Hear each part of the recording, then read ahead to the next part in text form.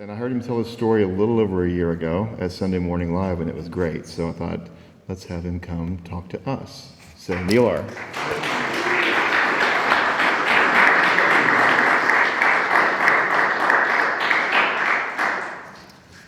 My name is Neil. I'm an alcoholic. I've been sober since August 18th of 1984. And that still freaks me out every time I say it. Oh my God, I'm going to tear up. Anyway, I do. There's a lot of gratitude around that. And I'm always a little bit humbled, even though I sound loud and arrogant, which I am. But when I'm in an AA meeting and I have to speak at an AA meeting, this is a different setting and a different forum. I mean, I talk and present and work with people online stuff all week long, and then I come to AA. And I have to be honest, and I have to tell my truth as I've experienced it. And I want to thank you for asking me. I really do appreciate it. He paid my fee, and so of course here I am. So we're all good. I'm gonna have this here, and I'll probably forget about it or bump it or spill it. That's all right. There's so many thoughts that come to mind as I'm thinking about when I'm going to speak in a meeting like this. I don't come with a canned presentation. I have a vague outline in my head, so there will be some extemporaneous moments. And occasionally you'll hear me footnote myself out of my own talking, and I'll get lost and then wander off somewhere into a very long footnote. And then I have to figure out where in the hell I'm at, because I never planned on being this sober this long.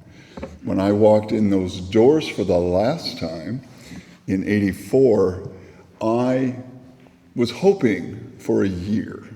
I was going to kind of dust off, clean up, figure out what's going on. If I get this under control, the party would be over and I could get on with my life.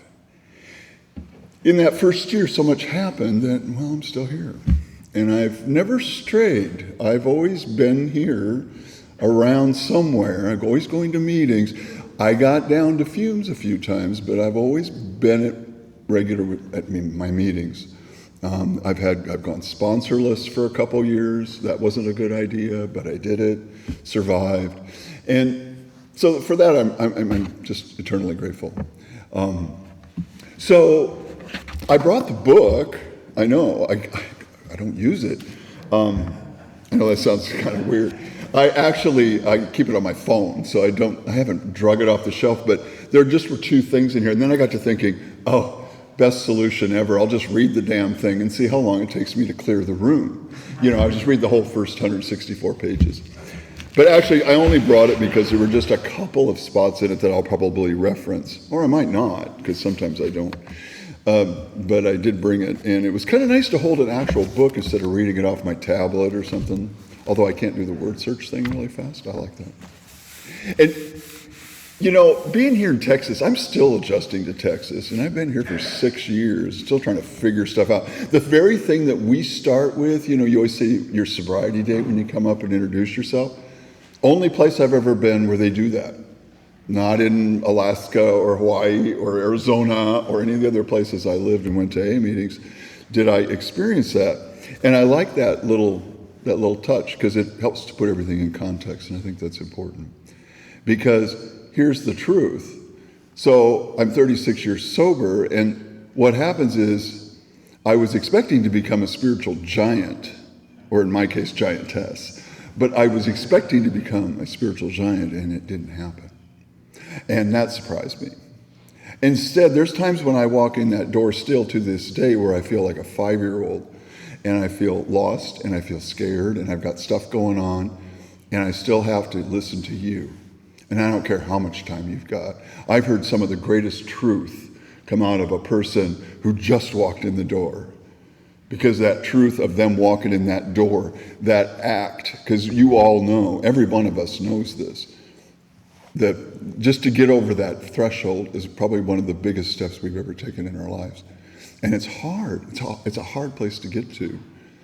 And it makes me reflect too, this when I look back and I have to do an engagement like this, I start looking back over my years and all those experiences and all those people and all that time, and it's all been sober. I'm almost to the point, if I live that long, I'm getting to the point where I'll have been sober 3 times as long as I drank. Because I only drank for 13 years. That's it. I sobered up when I was 28. I was just a kid. But when I started drinking, I went full force. I didn't waste any time. I was only 15 years old. And I was a nice little farm boy from Iowa. Actually, I was a mess. But I didn't like chickens, cows, pigs, manure, crops, farms. I didn't like anything about it. I knew early on that there was something very wrong with why I was placed in this particular place with these people in my family. My parents were old. But I vowed at the age of 14 I would never drink, I would never smoke, I would never do drugs. And at the age of 15, I had found my elixir, my sweetness, the thing I was looking for, and I wanted it forever. It was because I was going through all, of course, the confusion of being gay and all that. And of course, we didn't even have a label for it back in those days, back in the 70s and actually late 60s. And I was like, well, I mean, they did, but out in the middle of Iowa, communications were still kind of thin out there. We'd be getting trends and stuff like that, 2 years later than it was going on the East Coast or the West Coast or in the big cities. And it was a very isolated life. But lo and behold, I found something that first night, and I got drunk, and I was, oh my God, this is it. This is the deal. I was just curious. I wanted to see what being drunk was like. And that was the point of the drinking, right? I never understood, and I still do not understand to this day, those who drink for the taste or the brand or all this craft beer shit going around. And by the way, I sometimes utter bad words. In Iowa, after you've been out cleaning the hog house and you come in the house, they never say, get that manure off your shoes. They always say shit. So some of that has crept into my world. But I drank and I realized, oh my God, I think I found something here. It took away all that pain. It changed how I felt. That's the only reason I ever drank. I didn't drink, like I said, for the flavor. I always wanted to have glamour. Social drinking didn't happen. It just didn't. I was a vicious, hard-ass drinker. Boxed wine, what a great idea. We were 3-2 beer people. We were Boone's Farm people. We were Mad Dog 2020 people. There was none of that highbrow stuff in where I grew up. People just didn't drink like that. We had liquor stores back there in Iowa, back in those days, where you had to go to a state-run liquor store to actually buy the stuff. And you have to go and put your order in, and they would sell it to you. It was kind of weird. And then they got really reckless and started selling beer and wine in the grocery stores. And that was a pretty exciting time, to be alive. And of course, back then, drinking age was 18, so all of that was very easy to do. But I always grew up troubled. I was always a precocious child. I felt lost in where I lived. My parents were good people. They did their best, although they were old. I was the last of 7 children, and my father was 50 when I was born. They were already old people by the time I came along, much to my surprise, or their surprise, rather. I think we were both surprised, and then you end up with this, with this crazy young man. And I don't think they ever knew what to do with me. I mean, they died long ago. And I've lost a lot of my family. I only have one living brother and sister at this point. And I only keep in touch with the one. I don't know. You grow up and you're thinking you got all these dreams and stuff, but then after I found drugs, alcohol, and I started to try to balance. Now, this is where it started to get really, really complicated. Okay, so I'm doing that, hanging with this crowd over here, and then I'm playing at a church on a Sunday morning over here, because that was my deal. I started playing in churches. I studied organ and stuff like that. I don't know why, I just liked it. It was just something I grew up with. I've been playing piano since I was a kid. And horn around, with one of the football players. Rather experimenting, it was hardly a love affair. And And then I had all these weird compartments in my life going on, and this made for a very complicated young man. And I've always been complicated, and I've been complicated ever since. And even today, I still am sorting out stuff. I got off a week. I had a whole bunch of crap going on and things.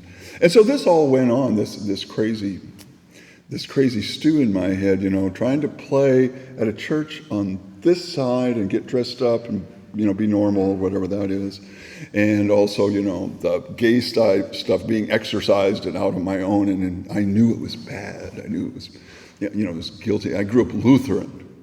You guys, there's a lot of guys here that talk about Baptists. We didn't have Baptists. You were either Lutheran or like Methodists or something like that. We always thought they were all pagans. We did. They were just like, oh my God, you're all going to burn in hell and all this stuff. And the Lutherans were a pretty stout-hearted bunch. So, I grew up with that tradition, and I wanted to be a good boy. I did. I don't know about the rest of you, but I wanted to be a good boy and do what I was supposed to do. But once I found that little avenue, and then I met that other boy, and this is a small town, we're talking 2,000 people, to have that kind of an experience growing up, all it did was just galvanize my wreckage that I had in my head. And this went on for a while, and I started drinking daily. By the time I was in college, I went to college at my age of 17.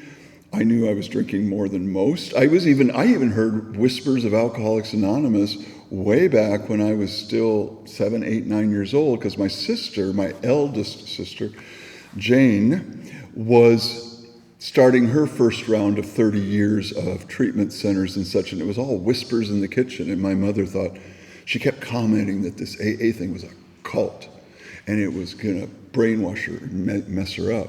But she, crashed and burned with her life, and she got mixed up in a whole bunch of mischief.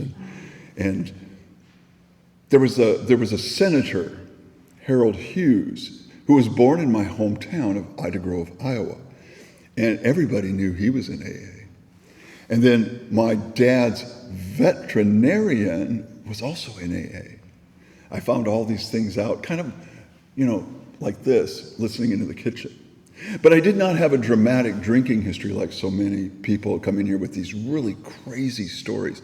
Mine is boring. It was vanilla. I drank all the time. I drank daily. I loved pot. I smoked pot like every day, almost all the time. I even played for church services stoned. I have played for them drunk. Doesn't work very well. It just doesn't. And even in college then, I began to kind of figure some things out, start getting worse. But I managed to graduate with honors and everything by the time I was 20.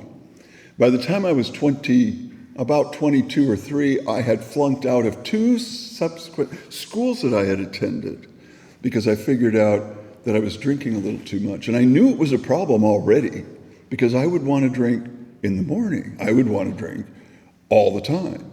And my friends didn't do that. And I liked drinking alone. I crossed a line somewhere very early of drinking alone. If I'm going to feel all this shame and confused feelings and guilt and all that craziness, I want to do it by myself because I have some stuff to think about. And boy, I still have a propensity to do that. I like to sit around and have a nice big tall cup of coffee, and look at a tree and think. And then if I do that too long, I get in deep trouble and I start wandering off.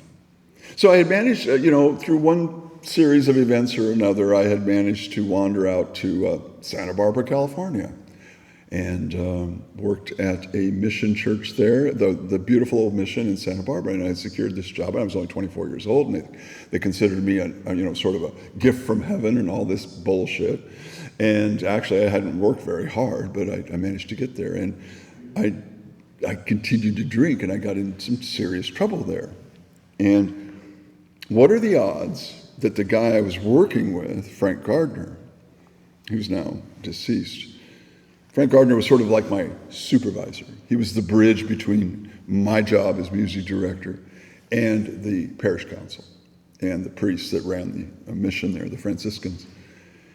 And what are the odds that it would turn out that he was one of us? And I happened to work for this guy. And then, of course, I showed up drunk for a rehearsal one night, which I really thought I handled well. I managed, I got through that pretty decent. We were working on a couple motets, a couple other things. And it was that night afterwards that he was just crazy. And he cornered me and he said, "You have the same problem that I do." And I said, "What's that?" He said, "You're an alcoholic just like me." And I thought, "You stupid old man, you don't know what you're talking about." And I had a bad habit for getting drunk at the wrong times, missing a funeral, things like that, missing a wedding rehearsal, it's not a good thing. I did that more than once. And then I had I lasted a couple years there, actually. I was doing quite well. And, at least I thought I was. And I used to smoke dope in the bell tower, and all kinds of crazy stunts like that. By the way, pipe organ chambers and organs in churches is an excellent place to store things because very few people have a key to get in to do maintenance on the instruments. I would store it in there. Seemed reasonable to me. I also developed at that time a really bad habit of choosing carnal pleasures with those of the cloth. Not a good idea. Also led me down a very questionable path. Well, that, and especially in a celibate community, those kinds of runnings arounds are frowned upon by the superiors and stuff like that. It got really messy. So, and that happened more than once. But anyway, after that initial blast, and I got, accused of being an alcoholic, and I got indignant and stuff, I did go to some AA meetings, and I was about 23, 4, somewhere in there. It was late 79. And I was pissed. I was really angry that I had to go to an AA meeting. It's like, what the hell? What? Because all I knew it to be was a bunch of old men, with the kind that drank with paper bags. And I got there and I went to my very first meeting in my messed up car, stoned. I had smoked dope in the parking lot before I even went into the meeting because I thought, well, this is about alcohol, isn't it? I'm serious. That's exactly the way I was thinking. Had a broken out window in my own car, which I had done, sorry, but it seemed like a good idea at the time. And went into this big speaker meeting in Montecito. Nice dressy crowd, kind of like the Highland Park crowd here, except on steroids. And went to this big speaker meeting, and I got out of there, and I thought, and they had the birthday cake, and I remember sitting in the back of the room, and I bought a book on my own. I just wanted to get the DL on this whole thing, see what was going on. And I thought it was the single most ridiculous event I had ever seen. And I was arrogant and I thought, stupid. This isn't going to help anybody. And then I started to read the book and it got worse. My attitude about the opening words of Bill's War Fever Rose. I thought, what the hell am I reading here? They didn't have any seminars. They didn't have any pamphlets. They didn't have any. They had, are they, oh my God, they're not there. The 12 steps. And I started to read those and I thought, this ain't going to work. Because I work at a church, but I didn't believe in God. So I thought, how is all this going to happen? Where am I going to go? What am I going to do? But I went to some meetings there. But my experiences weren't all this warm, cuddly stuff like I know some of you often experience. And a lot of welcoming and stuff. When I first called, I was calling drunk just to get the meeting schedule and all that stuff. And they didn't send anybody out to my house or my apartment, where I was sort of, I don't know, I kind of had a sty that I was living in. And I had to go downtown and get the meeting schedule. Nobody drove out and said, oh, you poor little thing, we'll take you to a meeting. No, didn't happen. And the minute I walked into their general office down there, I managed to find it, and I was appalled at the behavior of this guy who says, you think you're an alcoholic, huh? Because I was young, I was only 23, 24 years old, and he just ripped into me and made me feel bad, and it was hurtful, and I didn't like that. And I just thought, well, who are these assholes? And then the lady who was the secretary there kind of encouraged me. She says, oh, don't listen to him, he's just an old fart. And I thought, oh my God, an old fart like me. And now, probably about my age now. And I went ahead and got my schedule and started to go to some meetings, and I'd report to Frank. And then I would go to meetings and kind of stay sober, but I was still smoking dope, of course, because they didn't say anything about dope. Nobody was talking about the weed or the, cocaine or the LSD. You got to be careful when you take that, by the way. I tried that on a wedding rehearsal once. That didn't work. That was a bad situation, just all the way around. Thought here, we thought, drop some acid, why not? Just a little bit, But I would do these insane things over and over and over, and it was just boring. And eventually, I ended up I had to leave. They asked me to leave the city and the institution and just get the hell out of town because there was gossip going around about so-and-so and this guy who worked at this rather public place. And I was gone, poof, just like that. And so I bought a one-way ticket, and I ended up in Anchorage, Alaska, which seemed like a good idea. So one-way ticket, I know. It was a foggy morning when I left, too. And I remember Frank drove me all the way down to Los Angeles because it was all fogged in Santa Barbara that morning. And he wanted to make damn sure that I was on that plane and gone forever. And it was really humiliating. About 2 or 3 months before that, I had played my swan song in a recital. I was preparing for a recital, at the First Presbyterian Church in Santa Barbara. A nice Casavan, nice organ. And you think I could stay sober that day? And you can imagine what the concert sounded like. And I never lived that down. It was a very, very bad experience trying to play this literature. And I had done some practicing, a little bit here and there, but it was a really sad situation. And very humiliating. And by the time, it was very shortly thereafter that I was on that plane, and I ended up in Anchorage because I had family up there. My sister was up there, and I'd been up there before, and crashed in her. And I didn't tell her I had a one-way ticket. I didn't want to surprise her, but I got stuck there. And I started going to meetings in Anchorage off and on a little bit, but pretty soon I just said, piss on it. This isn't going to work. And found myself a place to live and got, dusted myself off. You're young, resilient, you got a lot of energy, you can drink all you want. In Anchorage in those days, you could have the bars would be open for like 23 hours a day. Drinking age was still 18. And so it was a party. We'd be coming out of the bars sometimes at 4 or 5 in the morning. By law, they had to close for 1 hour. And then they would open back up at 6. And so, the party was pretty heavy duty, especially in the summertime. And then somewhere along the line up there, I became almost exclusively a loner drinker. I would only go to the bars once in a while because I didn't want to get busted for a DUI or anything like that. It seemed kind of dangerous and irresponsible to be out on the roads. And so I got really smart and started drinking at home. And of course, all throughout this time, I'd been hiding. I did all the stuff on the checklist. I was hiding liquor, I drank by myself, I drank to change my feelings. And I always thought, and I still had this book that I had gotten in Montecito at that meeting, and I would read it when I was drunk. I read it a lot. Then I met a guy at the bar who sold me dope, and he was a former member of Alcoholics Anonymous as well.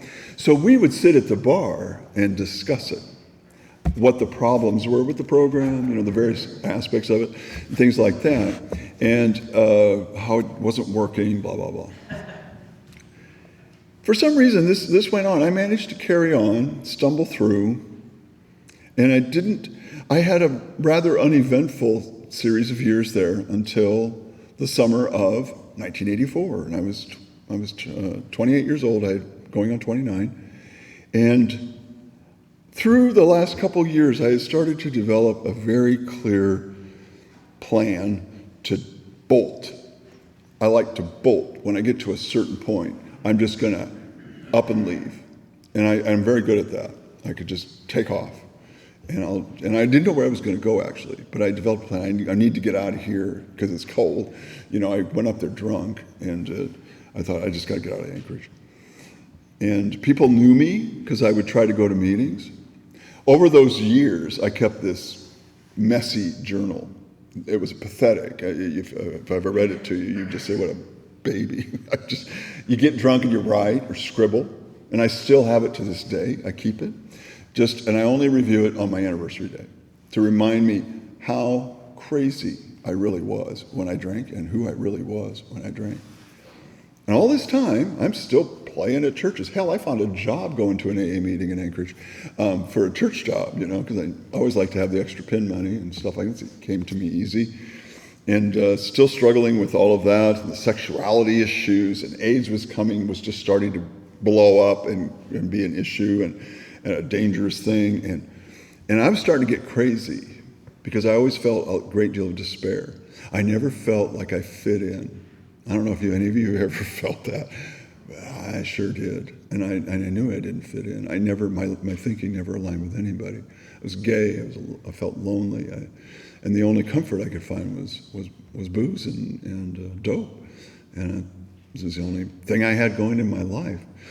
People were nice to me because I didn't really get into fights. I didn't have lovers at that time. Just, the usual one-night stand kind of stuff.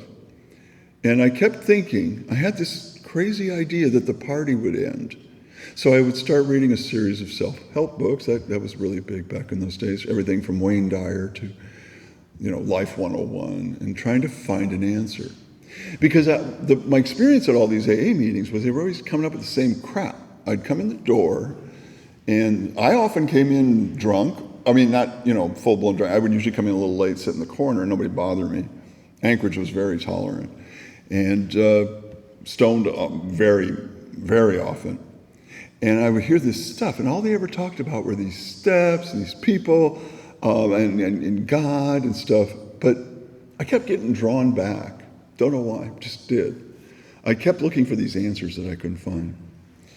And lo and behold, one day, I had resorted at that point to drinking in parks the summer of '84. Because I wanted peace and quiet. And there's a big park up there called Kincaid Park, and it's like 1,400 acres. Thank God it was summer. And it was, and I would go out there. I'd get my booze, and I'd get my dope. And I'm serious, I would get this. And I would go out there, and I would read, and I would drink. I'd wander around a bit, hoping not to see a bear or something, because that's common up there. And I wanted to reference this because this is what happened. And it wasn't my worst day drunk, but I had been fighting this and fighting this and fighting this and fighting this. And it says here on page, 39, on page 39, and I remember the day, it was the afternoon of August 17th, 1984. And I was reading through this for some reason because I kept thinking I could think my way out of it. I had some great idea that I was going to be smart enough. Because I always thought all of you were kind of stupid and weak. And if you thought about it enough, you could overcome this. Because it didn't make any sense to me what you were talking about. I always found the abstinence principle to be a little bit overkill. There had to be a way to regulate this thing, or, maybe I needed to, my sister wanted me to go to a treatment center. I refused. I said, all I'm going to do is get pumped full of AA crap. And of course, she'd been through like 6 by that time, so what would she know? Anyway, it said here, and this is the sentence, and it's in italics, and I still consider it today the one sentence that saved my life. Don't know why, but it was just this one.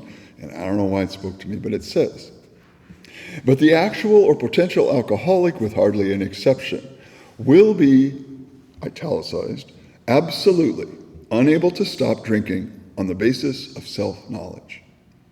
And I don't know why, but it spoke to me. And I thought, oh, it's me. It's not them, it's not you. It's me, that's what's wrong. And I realized that all of my thinking and all this stuff that I've been trying to figure out was fucked up. And I had to unfuck it to make it all work. That night, I went drunk to a meeting over at the Dry Dock. And I went home, drank some more. Like I said, not my worst day.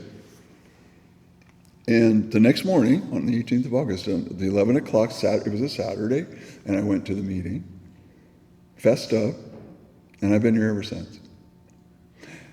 What changed? I had been, according to my journals, the best count I had was 15 attempts to get sober. And in Alaska, they gave away poker chips because there were so many slippers up there that would go out and relapse all the time that they thought that those little pretty medallions we have with all the little colors and stuff, it saved money to buy poker chips, just red, white, and blue. Well, I had tons of those because they just give them out and they're cheap, easy to get. What I did different that time, that I'd missed some very basic stuff. Number one, don't drink. I always miss that part. Then the second part was a few days in, I was staying at the dry dock. I was there 3 times a day, and I started hanging out at this. It was kind of like a meeting room here, except it was open all the time, but it wasn't a club. It was kind of a club. I don't know. It was weird place. But I started to meet some folks, and I would just stay there because I felt safe, and I knew I wouldn't drink there. If I could just get through this, maybe I could sober up. But the big turning point for me was just a few days in, I got a sponsor. What an idea. Who'd have thought that I needed a sponsor? I figured that out too, because I had actually auditioned other sponsors along the way, but I was looking for one that that would smoke dope and would allow me to smoke dope, but not, drink. I could do that. I thought that seemed like a really good compromise. And I mean that. I'm dead serious. I thought that was a great idea.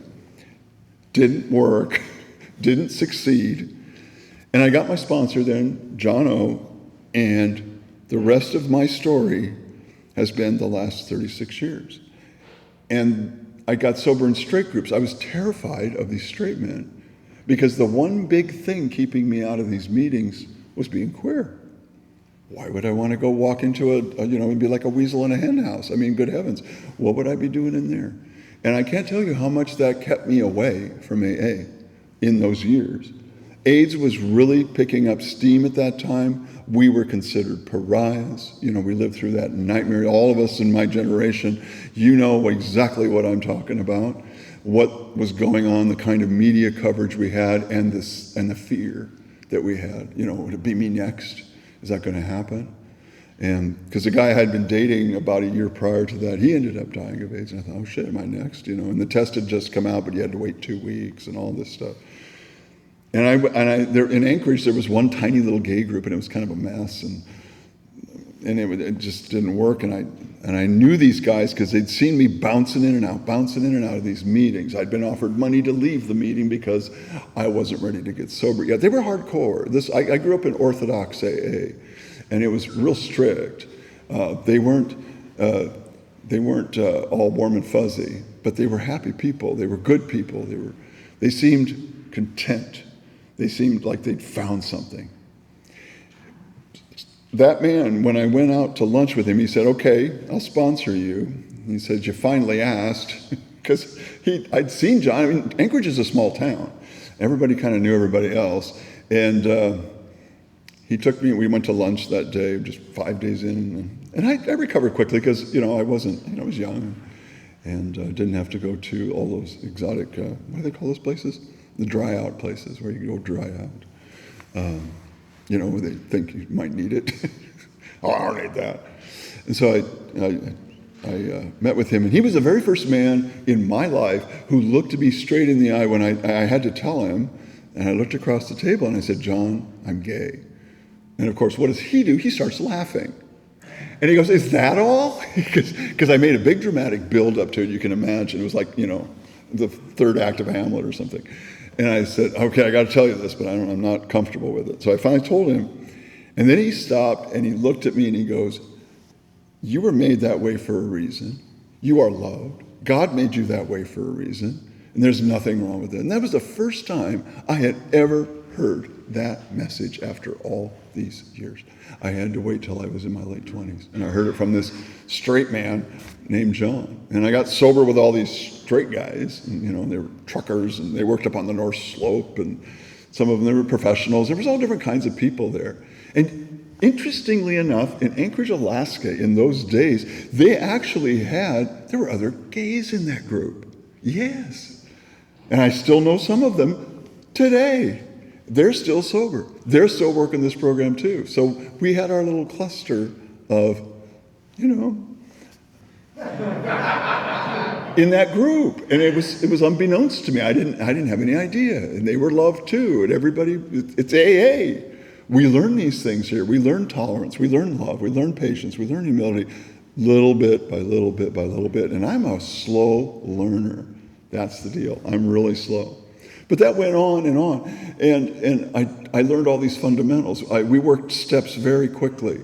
There was no waiting around. I was given deadlines. You work this fourth step and you have it done by next week, or find yourself another sponsor. That's the way they treated you. I didn't necessarily share my fifth step with that particular sponsor. He pointed me in the direction of Big Bad Bob. I had to go to Big Bad Bob and talk to him. He's a big husky Marine kind of guy, you know. Wore thick glasses, a professional guy, very quiet, always sat and watched everything. And he said, you go ask him to listen to a fifth step because he needs to hear it, and he will listen. And I said, not Big Bad Bob, because he's scary. He's a scary guy. Because by doing these kinds of things, you get to know people in this program, and he needs it too. And once again, this miraculous event, and I had to go through all that carousing around and nasty stuff I was doing and things like that. The fear part of the inventory and the resentment part of the inventory are always kind of, yeah. And then you get to the sex life part, and it can get a little colorful there.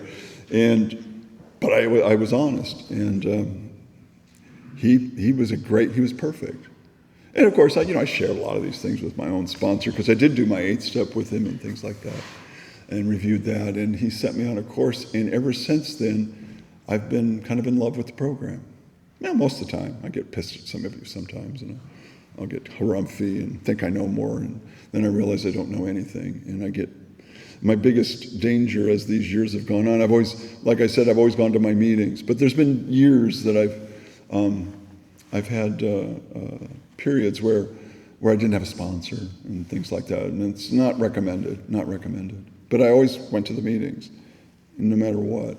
And I ended up leaving Alaska after a few years and went on to Hawaii, and then I lived there for 10 years, and then I moved to Arizona because I fell in love, and I ended up, I was one of those cute, well, that's about it.